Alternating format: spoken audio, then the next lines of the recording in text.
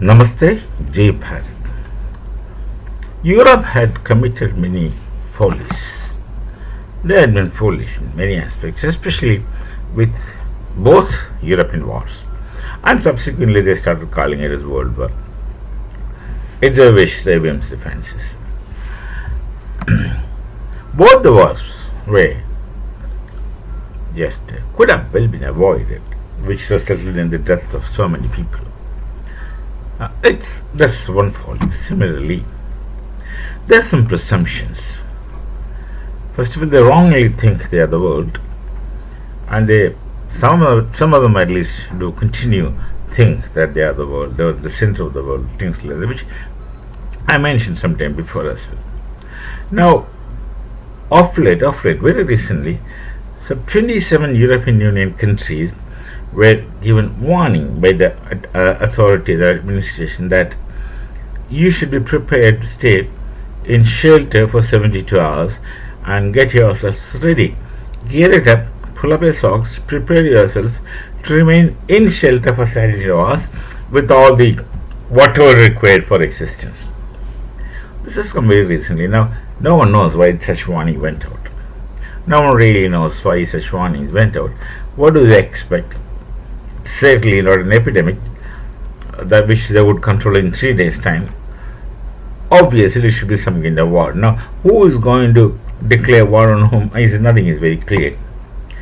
I think, as I understand the European psyche, they think that Russia is going to attack. They somehow wanted to keep Ukrainian Premier Zelensky protected, and they think that Russia is going to attack.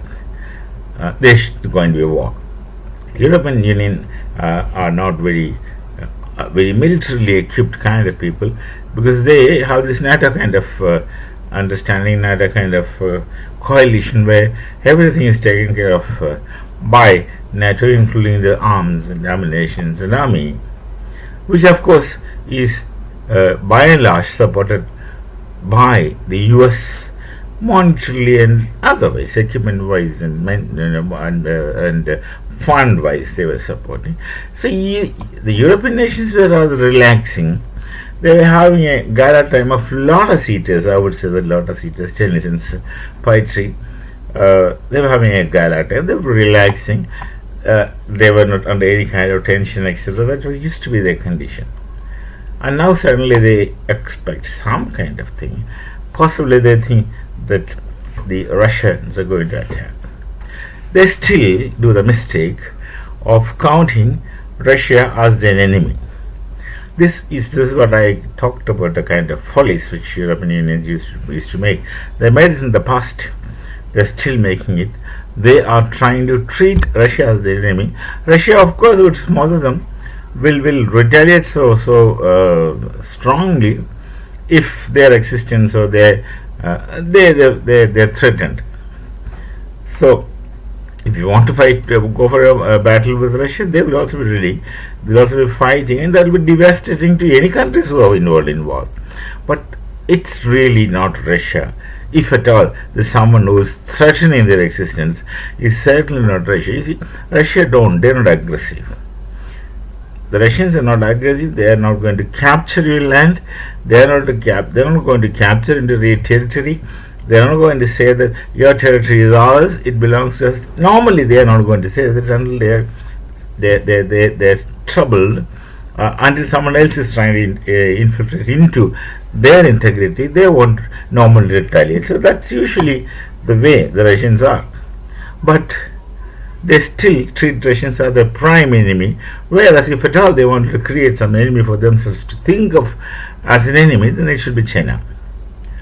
It should be China, because I'm not speaking of the people of China, because with the people of China, we in our nation have got tens and thousands of years of relations. Cultural affinities, cultural relations. Their religion is also from our land.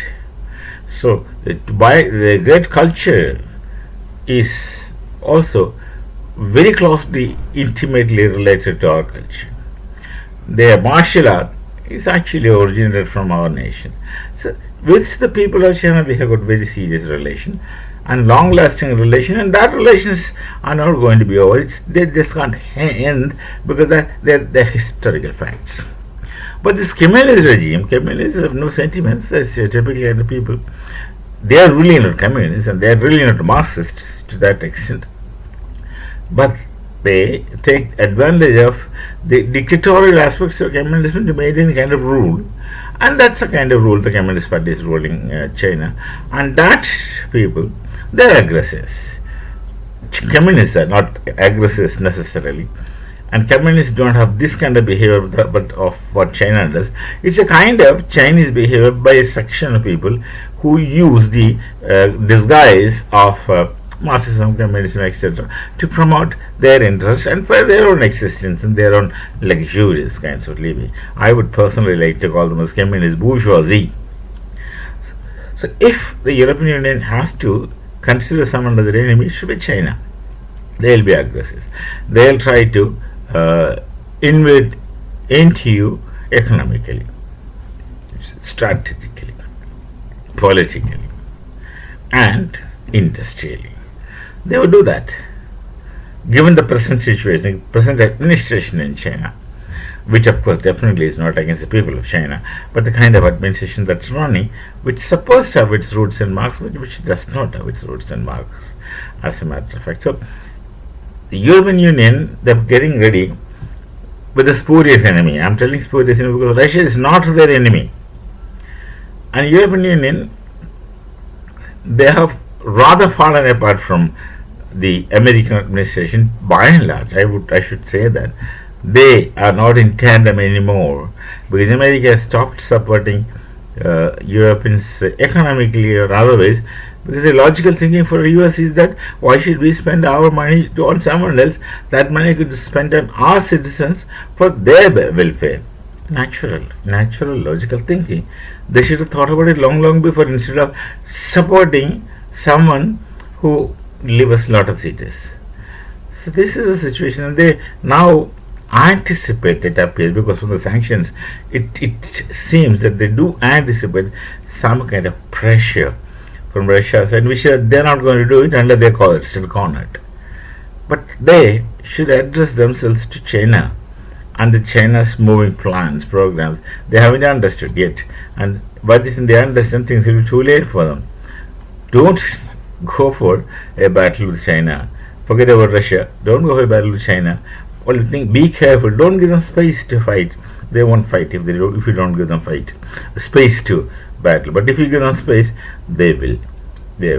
So let's say European Union, instead of making all this fun and foolish discussions, someone should be sensible enough to understand things there.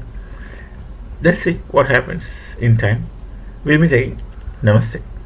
Jai Bharat and Jai Sri Ram.